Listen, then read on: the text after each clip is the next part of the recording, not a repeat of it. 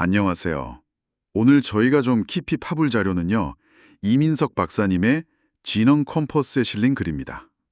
혹시 예전에 론다번의 더 시크릿이라는 책 기억하시는지 모르겠어요. 아, 네네. 기억하죠. 그 끌림의 법칙. 네, 맞아요. 간절히 원하면 이루어진다는 그 메시지 때문에 전 세계적으로 정말 대단했죠.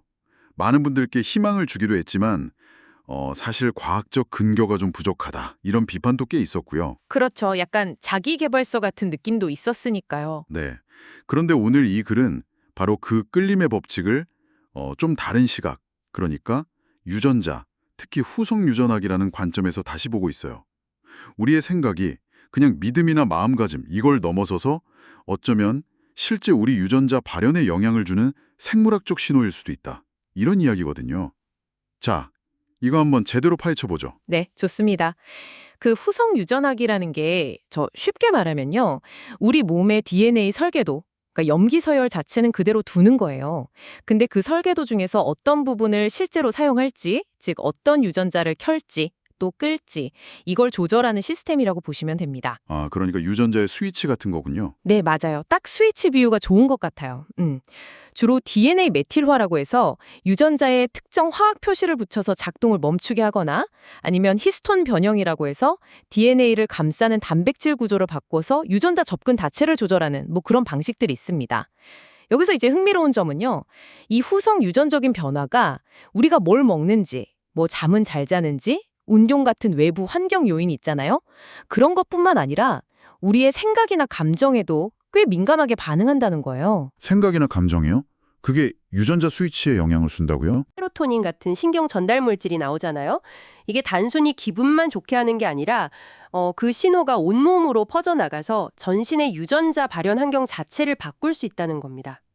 그러니까 생각은 뇌에서 시작하지만 그 영향이 온몸으로 퍼져나가서 유전자의 스위치를 실제로 조작하는 후성 유전학적인 지시가 될 수 있다 이렇게 보는 거죠. 와, 그건 진짜 놀라운데요. 보통 스트레스 받으면 면역 관련 유전자가 억제될 수 있다. 이런 건 들어봤는데 그럼 반대로 감사함이나 기쁨 이런 긍정적인 감정은 유전자 반응을 좀 더 좋게 바꿀 수도 있다는 거네요. 네, 그렇죠. 이 글에서는 구체적으로 어떤 유전자가 딱 켜진다, 꺼진다 이렇게 나열하진 않아요. 그보다는 긍정적인 감정이 전반적으로 유전자 발현을 좀 유리한 방향으로 조율하는 경향이 있다 이렇게 보고 있습니다. 유리한 방향이라면 예를 들어 어떤 걸까요? 예를 들면 만성적인 스트레스 반응 경로는 좀 억제하고 대신 세포를 보호하거나 회복시키는 데 관련된 유전자들은 좀 더 활성화하는 쪽으로요. 그래서 이 글은 끌림의 법칙을 외부에서 뭔가를 이렇게 끌어당기는 어떤 신비한 힘 이렇게 보기보다는요. 오히려 자기 조율의 과정으로 해석하는 것 같아요. 자기 조율이요? 네, 이걸 좀 더 큰 그림으로 보면 내 생각이 먼저 나를 바꾸고 그렇게 바뀐 내가 세상을 다르게 경험하게 만든다 이런 관점인 거죠. 내가 하는 생각을 통해서 내 몸 안의 유전자 발현 패턴, 그러니까 저 생리적인 상태를 스스로 조율해 나가는 거예요. 그리고 이게 결국 내 행동이나 판단, 또 에너지 수준 같은 현실의 많은 부분들을 바꿔놓을 수 있다는 설명입니다. 아, 그러니까 내가 변해서 세상을 다르게 보게 된다는 거군요. 이게 끌림의 법칙의 후속 유전학적 해석이다. 여기가 정말 흥미로워지는 지점인데요. 이 글에서는 이런 후속 유전적 변화가 심지어 다음 세대에게 일부 전달될 수도 있다. 이런 얘기까지 한다면서요. 네, 맞아요. 적응적 후속 유전이라고 하던데 이건 좀 더 설명해 주시면 좋겠어요. 네, 그 적응적 후속 유전이라는 개념이 좀 어려울 수 있는데요. 쉽게 말하면 부모 세대가 경험했던 어떤 환경 요인에 대한 반응 있잖아요. 예. 예를 들어 특정 영양소에 대한 대사 효율을 조절했다거나 하는 그런 정보가 유전자 스위치 설정이 바뀐 형태로 자손에게 일부 넘어갈 수 있다는 거예요. 아, 경험이 유전되는 건 아니지만 그 경험에 대한 반응 설정 값이 넘어간다. 네, 그런 비유가 가능하겠네요. 마치 환경에 대한 어떤 유용한 기억이 전달되는 것처럼 볼 수도 있고요. 그래서 이 글은 이런 맥락에서 우리가 긍정적인 사고방식을 계속 유지하는 것이 단순히 내 기분 문제만이 아니라 어쩌면 후대에 좀 더 유리한 생리력 특성을 물려주기 위한 일종의 진화적인 생존 전략일 수도 있지 않겠냐는 상당히 좀 대담한 가능성까지 제시하고 있는 거죠. 와, 생각보다 훨씬 깊은 얘기네요. 그럼 이 글의 핵심 결론은 뭔가요? 정리해보자면.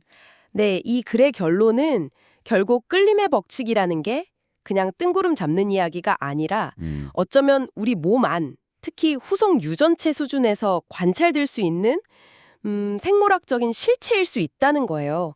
우리의 생각이 단순한 심리작용을 넘어서서 우리 몸의 유전자가 실제로 어떻게 작동할지에 영향을 미치는 일종의 생리학적 언어 역할을 할 수 있다는 거죠. 그래서 글 마지막에는 우리가 자신의 생각으로 유전자의 스위치를 조율하는 존재에 마치 오케스트라 지휘자 같다는 그런 비유를 쓰고 있습니다. 자, 그럼 이 모든 게 뭘 의미할까요? 오늘 이민석 박사님의 글을 통해서 끌림의 법칙이라는 어찌 보면 좀 대중적인 개념을 후성유전학이라는 과학의 틀로 다시 보려는 시도를 접했는데요. 결국 핵심은 우리의 생각이 우리 몸의 유전자 발현을 조절하고 그렇게 변화된 우리가 현실과 상호작용하는 방식 자체를 바꿀 수 있다는 굉장히 흥미로운 관점이었습니다. 네. 물론 이게 확정된 과학적 사실이라기보다는 제공된 자료에 나타난 하나의 해석이라는 점은 기억해야 합니다.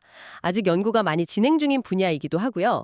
하지만 생각이 단순히 그냥 마음 상태에 머무는 게 아니라 우리 생물학적 시스템과 정말 깊이 연결되어 있다는 점, 이거는 한번 곱씹어 볼 만한 것 같아요. 글의 마지막 문구가 저는 참 인상 깊었는데요. 생각은 에너지입니다.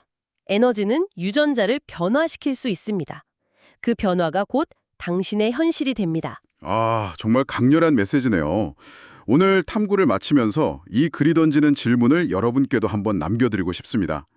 만약 당신의 생각이 당신의 유전자 작동 방식을 바꿀 수 있다면 오늘 당신은 어떤 생각을 선택해서 당신의 유전자 오케스트라를 지휘하시겠습니까?